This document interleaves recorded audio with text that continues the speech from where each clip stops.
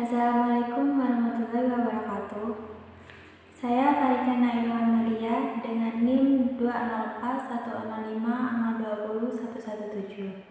Saya dari kelas Ekonomi Syariah 3. Langsung saja di sini saya akan menjelaskan mengenai pengangguran dalam perspektif ekonomi Islam, di mana ini judul yang terdapat dalam mata kuliah Ekonomi Makro yang diampu oleh Bapak Dr. Abdul Wadud Nafis, LC/MFI.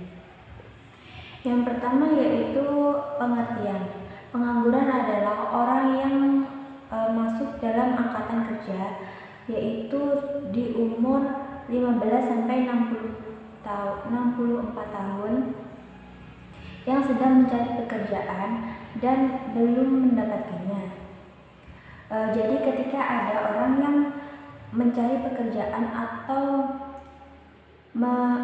belum mendapatkan pekerjaan di bawah umur 15 tahun, bukan termasuk pengangguran, atau mungkin di antara umur 15 sampai 64 tahun dia memilih bersantai karena orang tuanya kaya, atau mungkin dia masih kuliah, itu juga tidak termasuk kategori pengangguran. Dan yang selanjutnya yaitu macam-macam pengangguran. Yang pertama yaitu pengangguran terbuka, di mana secara nyata dia tidak punya pekerjaan dan tidak punya penghasilan, padahal dia sudah masuk di angkatan kerja, tapi dia tidak bekerja dan tidak punya pekerjaan. Dan yang kedua yaitu pengangguran tersembunyi. Dia bekerja tapi tidak dalam waktu yang standar. Misalnya dalam sehari seharusnya kita bekerja selama 8 jam, tapi dia hanya bekerja selama 4 jam, maka sisanya dia pengangguran. Dan yang ketiga yaitu pengangguran musiman. Jadi dia bekerja pada bulan-bulan atau hari-hari tertentu.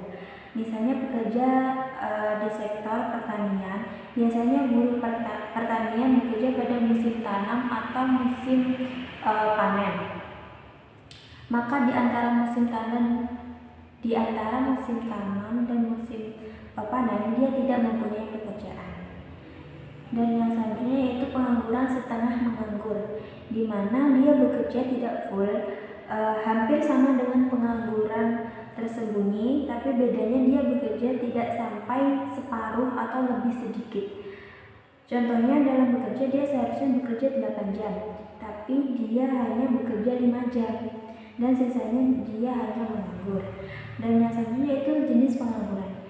Yang pertama yaitu pengangguran fiksional, di mana orang yang tidak bekerja, di mana sebelumnya dia bekerja, kemudian dia tidak bekerja, kemudian mencari pekerjaan baru.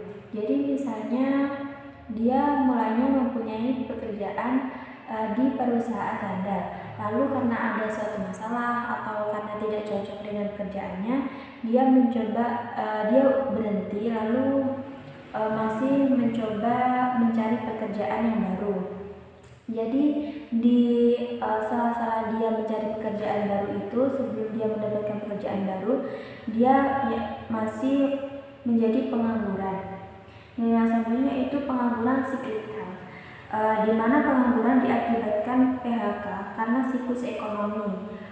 Contoh, suatu perusahaan memproduksi sepatu, lalu karena adanya masalah ekonomi, maka terpaksa memberhentikan karyawan.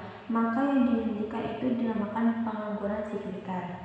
Yang selanjutnya itu pengangguran struktural. Bisa jadi karena situasi ekonomi seperti sekarang ini, karena masalah ekonomi secara nasional bahkan internasional karena adanya COVID, sehingga banyak karyawan yang dihentikan atau mungkin mengurangi produksi.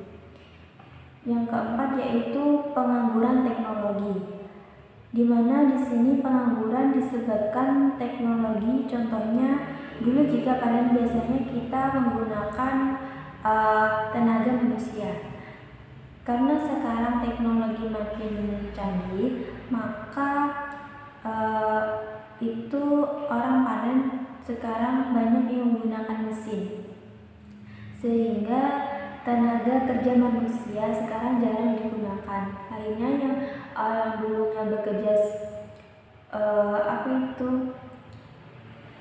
bekerja memanen padi yang dulunya dikerjakan oleh manusia sekarang dibantu adanya mesin, dan akhirnya yang biasanya membantu untuk panen itu menjadi pengangguran.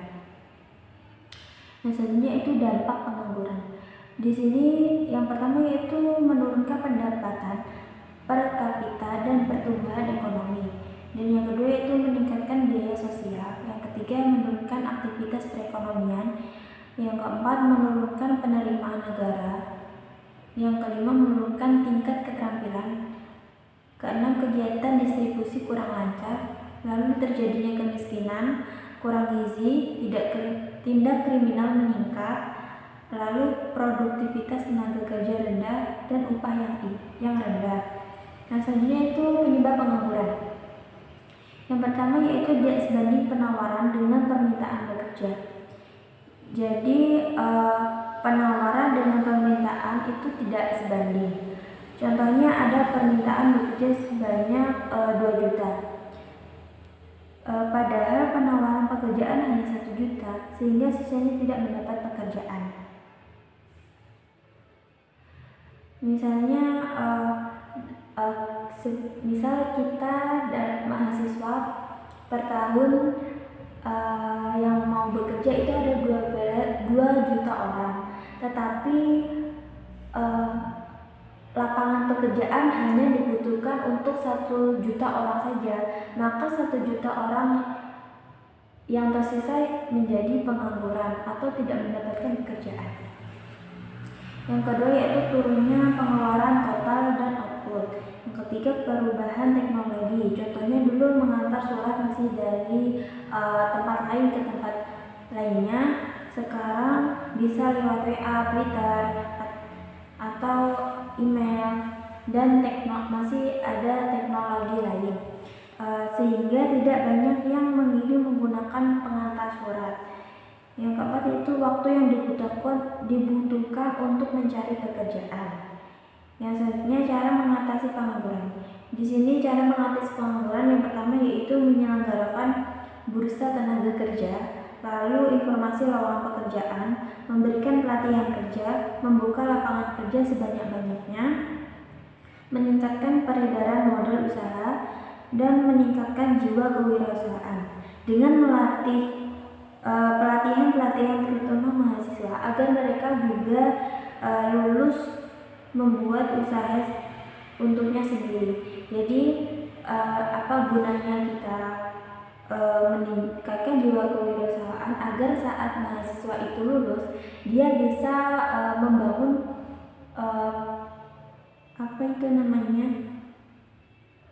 lapangan pekerjaan dia sendiri. Dia memiliki pekerjaan untuk dirinya sendiri dan membuka lowongan pekerjaan untuk orang lain, sehingga ini bisa mengurangi tingkat pengangguran.